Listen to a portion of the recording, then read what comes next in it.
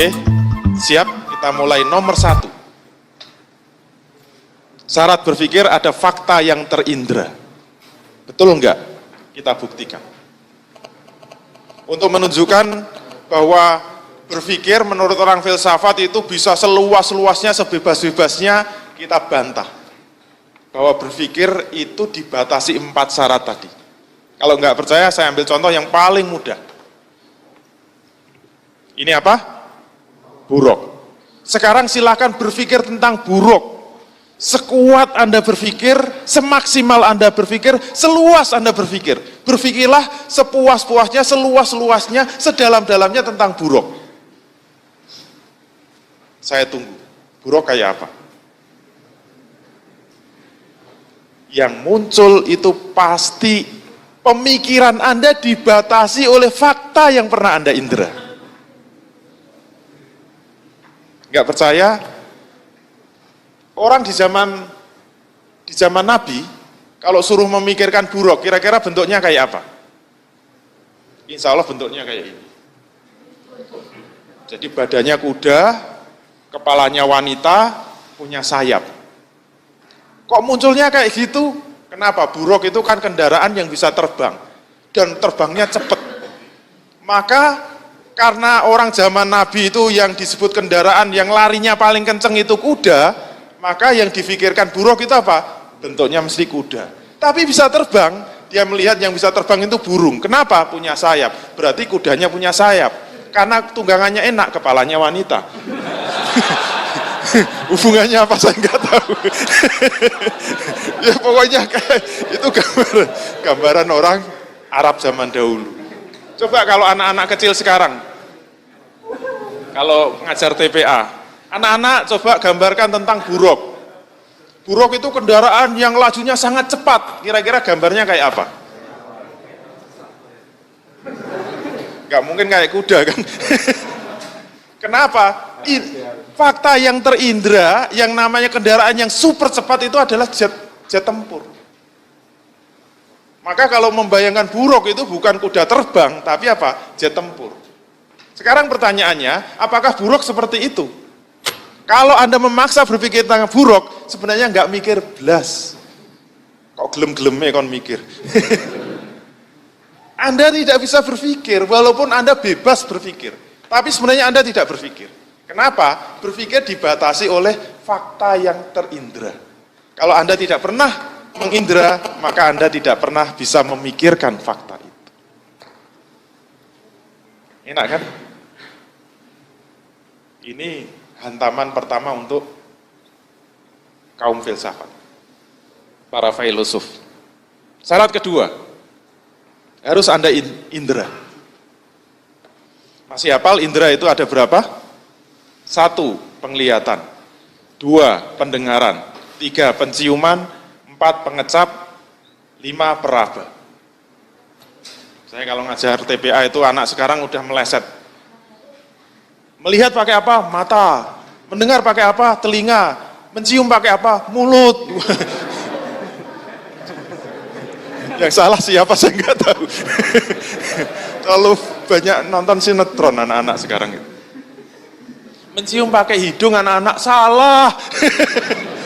Saya ngajari sopo. Nah, ternyata syarat minimal berpikir itu harus memiliki minimal 2, yaitu apa? Penglihatan dan pendengaran. Dengan kata lain, kalau ada orang sejak lahir tidak punya penglihatan dan pendengaran, maka dijamin tidak bisa berpikir. Percaya enggak? Ini syarat minimal berpikir. Walaupun punya penciuman, punya pengecap, punya peraba. Kita ambil contoh yang peraba ya, misalnya peraba. Kalau ada orang sejak lahir tidak punya penglihatan, sejak lahir tidak punya pendengaran, suruh meraba. Misalnya suruh meraba layar televisi ini. Terus meraba ini. Pertanyaannya, bisakah dia membedakan halus, kasar? Bisa enggak? ini halus, ini kasar. Bisa? Dengan perabanya? Bisa?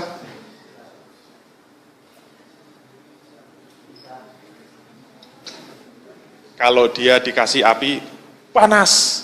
Dikasih es, dingin. Bisa membedakan panas dengan dingin? Bisa? Betul? Bisa membedakan panas dengan dingin? Dia punya peraba. Ini panas, ini dingin. Bisa?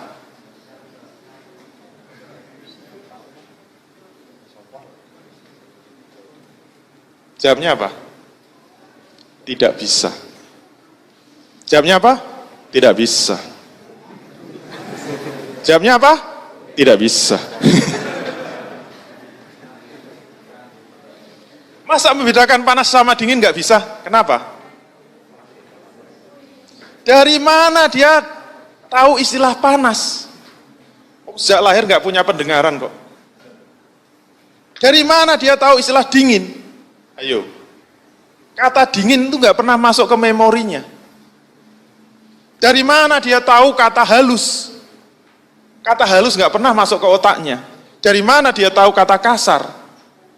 Dia bisa meraba-raba, tapi nggak ngerti ini kasar, ini halus. Wong kata halus dengan kata kasar nggak pernah masuk ke dalam memorinya.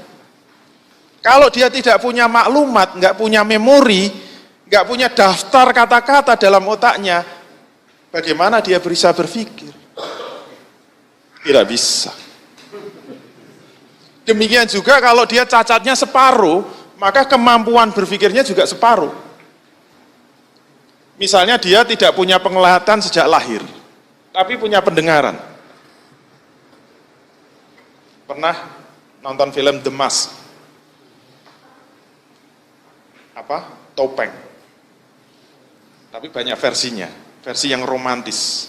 Ceritanya ada anak lahir itu wajahnya jelek kayak pakai topeng.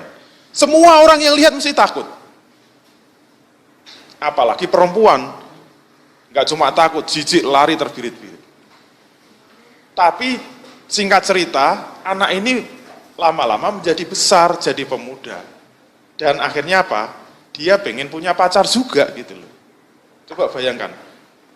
Ini ceritanya kan dia cuma punya ibu. Dia nangis terus tiap hari minta tolong pada ibunya supaya bisa mencarikan pacar. Ternyata setiap dikenalkan, begitu lihat wajahnya itu mengerikan, mesti takut. Begitu lihat wajahnya mengerikan, takut. Gak ada satupun orang yang mau jadi pacarnya. Tapi singkat cerita ternyata dia beruntung. Tiba-tiba dia bawa pulang perempuan yang sangat cantik jelita. Dikenalkan sama ibunya, dia mengatakan apa? Ini pacar saya. Ibunya kaget bukan kepala. Kok bisa itu loh, punya pacar yang sangat cantik. Kenapa? Karena pacarnya buta. Walaupun cantik tapi buta. Ditanya sama ibunya, benar kamu mau pacaran? Benar. Kenapa? Karena pacar saya sangat ganteng. Tanya ganteng itu apa? Tahu? Pas pacaran juga lucu, diajak jalan-jalan sama The Mask, orang yang kayak topeng tadi. Diajak jalan ke pantai, kemudian dia cerita, wahai pacarku, lihatlah laut yang membiru. Langsung tanya, mas biru itu apa sih? Gimana sih? Ayu-ayu kok kuper. Diajak jalan ke gunung, lihat gunung yang menghijau. Wah gunungnya indah, kenapa mas? Warnanya hijau. Hijau itu apa sih mas? Gitu. Gak ngerti, hijau aja gak ngerti. Betapa rendahnya. Kenapa? Karena dia kurang separuh. Kalau dia cacat sejak lahir itu dengan pendengaran, itu pikirnya juga kurang. Dia nggak bisa memahami rayuan yang sangat gombal itu kayak apa gitu. Musik yang indah itu kayak apa? Coba suruh membedakan, kamu suka musik rock atau musik pop? Rock itu apa, pop itu apa? Rock itu yang apa? Yang dipakai perempuan itu loh. Malah mumet kan dia. Gak bisa membedakan musik yang bagus, musik yang indah, gak ngerti. Oleh karena itu syarat berpikir minimal itu punya penglihatan dan pendengaran. Yang ketiga, harus punya otak. Tapi otak ini hanya merupakan syarat berpikir. Otak itu harus ada, tapi jangan dibalik. Akal itu identik dengan otak, itu salah. Ini hanya untuk menunjukkan bahwa otak itu syarat berpikir, tapi tidak semua orang yang punya otak itu bisa berpikir. Kalau nggak percaya cari orang gila, kemudian dirogoh, otaknya insya Allah masih utuh, itu masih ada. Kenapa dia punya otak tapi gila? Itu tandanya apa? Dia sudah tidak punya akal, tapi masih punya otak.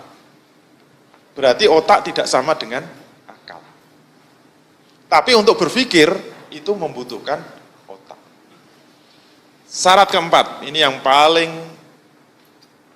penting untuk membantah teori berpikirnya orang materialisme, kaum filosof, harus ada maklumat sebelumnya. Kalau nggak percaya, kita lihat cerita Tarzan. Kalau memang misalnya benar cerita Tarzan. Suatu hari,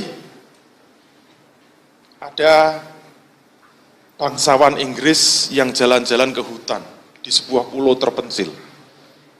Kemudian anaknya hilang di tengah hutan. Anaknya masih bayi. Kemudian dia dipelihara oleh serigala, misalnya. Atau dipelihara oleh simpanse. Atau dipelihara oleh Mas Sakti, orang hutan.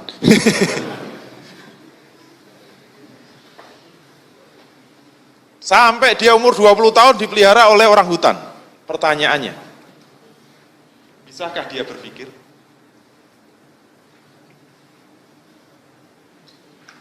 Sejak bayi dia sudah hilang.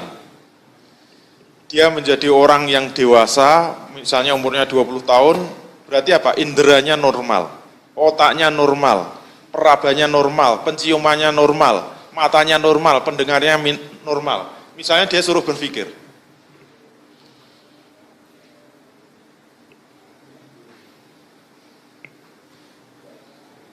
Bisa nggak dia berpikir, saya ingin makan daging goreng. Mungkin dia bosen ya, tiap hari dikasih makan orang tuanya itu daging mentah terus. Bisakah dia berpikir, saya ingin makan daging goreng? 5 kata saja, bisa? Nggak bisa, kenapa? Karena dia tidak punya maklumat sama sekali. Saya itu apa nggak pernah dengar. Ingin itu apa nggak pernah dengar. Makan itu apa nggak pernah dengar. Daging itu apa nggak pernah dengar. Goreng itu apa nggak pernah dengar. Jadi hanya untuk berpikir saya ingin makan daging goreng itu nggak bisa. Itu menunjukkan bahwa untuk berpikir manusia harus dimasuki maklumat dari luar manusia. Manusia tidak bisa membuat maklumat sendiri.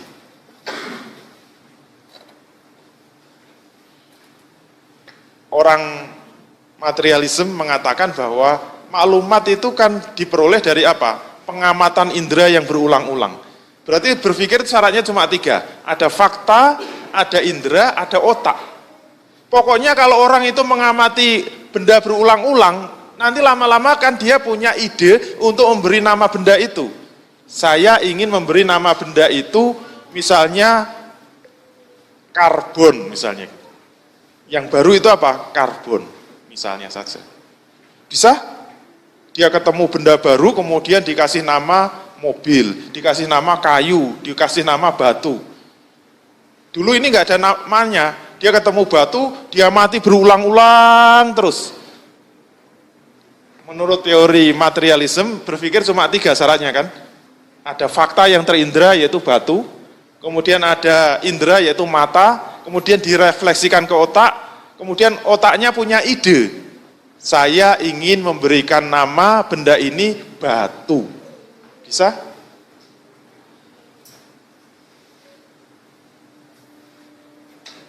Itu kan hanya kesepakatan kan? Terserah apakah ketemu benda yang keras, bentuknya hitam itu dinamakan batu, atau dinamakan bata, atau dinamakan kayu, kan terserah yang ngasih nama pertama. Bisa? Tidak bisa.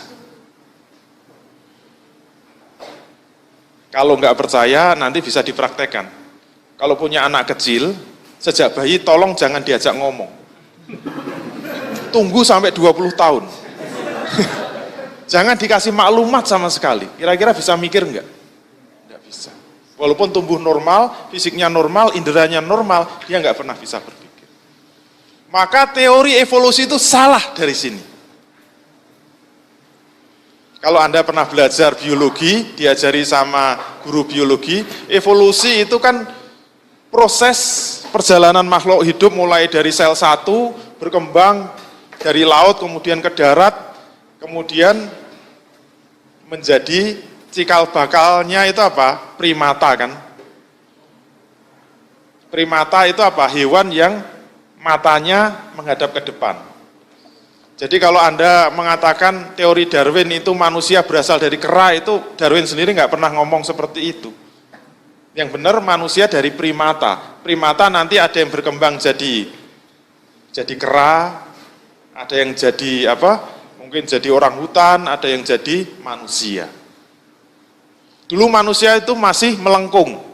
Lama-lama berevolusi bisa berjalan tegak, namanya apa? Pithecanthropus erectus. Makhluk yang bisa berjalan tegak. Tapi Pithecanthropus erectus menurut teori Darwin itu belum bisa mikir. Tapi karena dia terus mengamati fakta, lama-lama bisa berpikir, akhirnya dia itu menjadi manusia yang bisa berpikir, disebut Homo sapien. Jadi Homo sapien itu proses evolusi dari Pithecanthropus erectus menjadi Homo sapien, kemudian terus berkembang maklumatnya, akhirnya menjadi Homo sapien sapien. Anda itu Homo sapien sapien, yang sudah bisa berpikir cerdas. Berarti yang harus kita pertanyakan, apakah mungkin Pithecanthropus erectus itu menjadi Homo sapien tanpa ada peran dari luar sama sekali? Tidak bisa. Berarti yang benar Quran, bahwa Nabi Adam sebelum diturunkan ke bumi itu sudah diberi maklumat oleh Allah, penuh. Ditanya dengan nama benda-benda, diadu sama malaikat, malaikat aja kalah. Jadi sebelum Nabi Adam diturunkan ke bumi, maklumatnya sudah penuh. Kalau enggak bisa mikir itu, lolak-lolok itu. Ibarat Anda itu punya laptop, sangat canggih, prosesornya paling hebat, tapi tidak ada softwarenya itu. Kira-kira bisa enggak Anda ngetik aja enggak bisa. Software itu maklumat yang harus dimasukkan dari luar. Kalau laptop nggak punya software, Anda hidupkan, itu nggak bisa itu melolok, terus kemudian mikir sendiri, bikin software sendiri kan nggak bisa. Manusia juga begitu. Oleh karena itu, kalau manusia tidak diberi maklumat, maka dia tidak akan bisa berpikir selamanya. Itu 4 syarat berpikir. Oke, sekarang bagaimana manusia bisa memperoleh kebenaran? Ternyata proses berpikir itu seperti ini. Jadi kita sepakati saja istilahnya, akal itu sama dengan pemikiran, sama dengan kesadaran. Al-aqlu sama dengan al-fikru, sama dengan al-idrok kalau dalam bahasa Arab. Syaratnya 4 tadi, ada fakta yang terindra, ada indera, ada otak, dan ada maklumat asabikoh. Terus yang disebut berpikir itu apa? Yang disebut berpikir itu ketika manusia mampu mengkaitkan antara fakta dengan maklumat untuk memperoleh pemahaman. Itu yang disebut berpikir. Jadi kalau Anda disebut benda apa saja, misalnya saya mengatakan kursi, Anda paham? Berarti Anda itu sebenarnya sudah bisa mengkaitkan antara kata kursi dengan faktanya. Insya Allah Anda nggak keliru toh. Coba pegang kursi, insya Allah yang dipegang adalah kursi, bukan kepala temennya. Itu artinya sudah paham. Inti paham itu sederhana, bisa mengkaitkan fakta dengan maklumat. Dan rahasia cerdas, kalau Anda ingin disebut cerdas itu intinya apa? Intinya di dalam otak kita itu banyak maklumat yang tahu faktanya. Sebenarnya potensi manusia itu relatif sama. Terus yang membedakan itu apa? Yang membedakan itu banyak sedikitnya maklumat yang masuk dalam otak kita. Anda jangan mengatakan orang yang kuliah kedokteran itu lebih pinter. Wah, orang kedokteran itu pinter. Istilah-istilahnya aja susah gitu. Bukan berarti kedokteran itu pinter. Coba ketemu orang ekonomi. Nanti saya ngomong, ini bank ini sebentar lagi akan jatuh. Kenapa? Karena nilai capital education ratio-nya ini sudah negatif.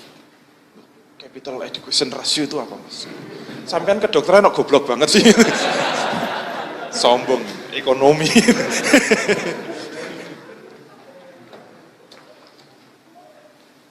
Tetangga kita itu kemarin meninggal, kenapa? Gagal ginjal. Apa mana itu?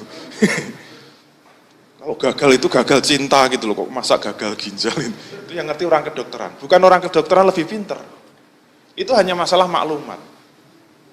Jadi kalau ingin disebut pinter, itu apa? Perbanyaklah maklumat, banyak membaca, tapi jangan sampai ketika kita membaca nggak ngerti faktanya. Kadang-kadang Anda melihat orang ekonomi kayaknya pinter, banyak istilah-istilah. Saya dulu pertama kali mau belajar ekonomi gara-gara apa? Terjadi krisis moneter, kemudian semua orang ekonomi mengatakan, ini kenapa terjadi krisis moneter? Ini karena apa? Karena Indonesia mengalami defisit transaksi berjalan. Wah, yang berjalan-jalan apa sih? Jalan-jalan aja kok sampai defisit itu. Kayaknya saya goblok banget itu. Kalau Anda membaca berita, begitu ada istilah nggak tahu, saya jamin tuh tidak bisa memahami. Itu berarti apa? Tidak bisa mikir. Kenapa? Pasti ada istilah yang kita tidak tahu. Jadi yang disebut pinter itu apa? Kalau ada istilah apa saja, ada kalimat apa saja, paham, berarti itu pinter. Kalau Anda ingin mendidik anak Anda menjadi pinter, perbanyaklah maklumat. Tapi jangan dicekoi maklumat saja. Yang namanya dicekoi maklumat itu hanya hafalan, hafalan, hafalan. Nggak ngerti faktanya, itu seperti Anda kuliah SMA, diajari kimia, saya ingat dulu. Karena gurunya itu nggak pernah belajar teori berpikir, anak-anak sekarang belajar kimia. Hari ini yang kita pelajari adalah teori penggaraman. Murid ngeluh semua. Katanya belajar kimia, kok diajak masak ini.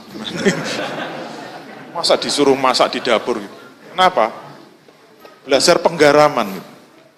Kalau kata penggaraman itu tidak dikaitkan dengan fakta, itu hanya jadi maklumat terus. Nggak akan paham. Banyak pelajaran SMA yang kita pelajari, kita hafalkan, kenapa hilang semua? Karena nggak ada yang paham. Belajar fisika juga begitu. Anak-anak sekarang materi kita adalah teori tentang gaya.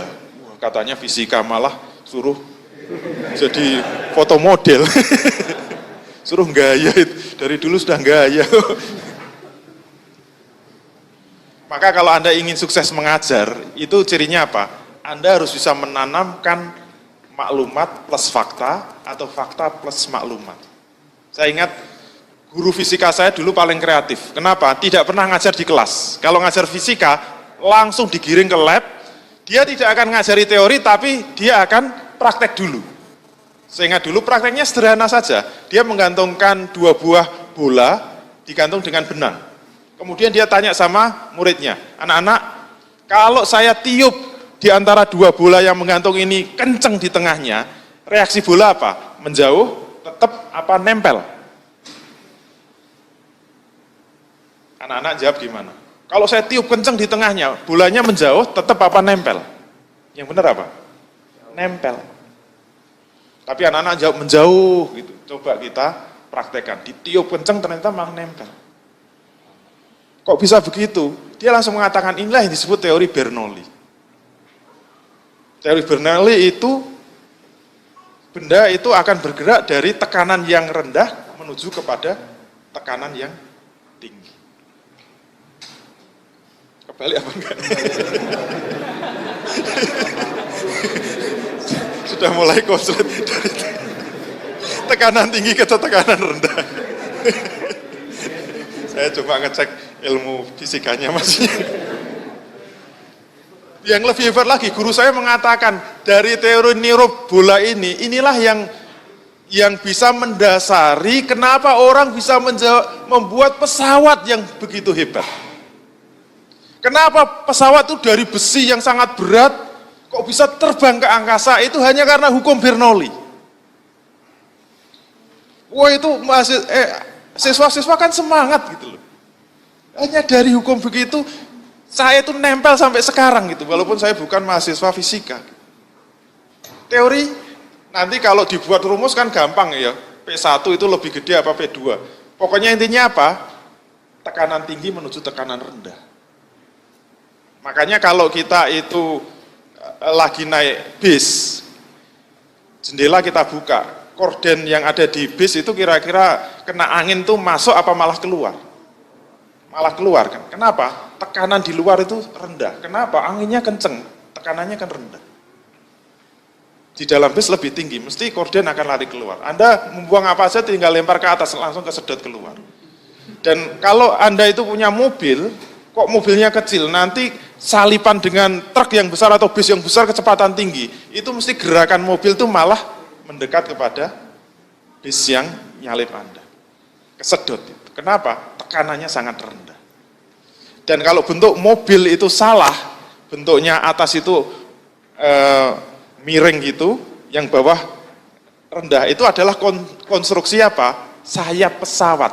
Sayap pesawat itu dibuat seperti itu, yang atas itu melengkung, yang bawahnya lurus. Nanti kalau digerakkan ke depan, itu terbang sendiri. Kenapa? Karena bawah itu tekanannya tinggi, yang atas tekanannya rendah. Mesti akan terangkat ke atas. Yang membuat dia terbang bukan karena dorongan jet, tapi bentuk sayapnya. Itu nyantol terus, kenapa? Faham. Faham itu apa? Bisa mengkaitkan fakta dengan maklumat, dan itu disebut pemikiran tingkat 1. Baru tingkat 1 loh ya. Terus kalau tingkat 2 gimana? Kalau kita ingin membenarkan sesuatu yang tidak terindra. Contohnya apa? Ingin tahu sesuatu di balik tembok. Kita ingin tahu apa yang ada di dalam tanah. Kita ingin tahu apa yang ada di dalam samudra. Kita ingin tahu apa kandungan bumi. Kita ingin tahu apa yang ada di balik langit. Kita ingin tahu surga itu ada atau tidak. Kita ingin tahu Tuhan ada atau tidak. Ini tidak bisa dengan berpikir tingkat 1. Harus dengan berpikir tingkat 2. Seperti apa? Jangan kemana-mana, tetap bersama. Wassalam.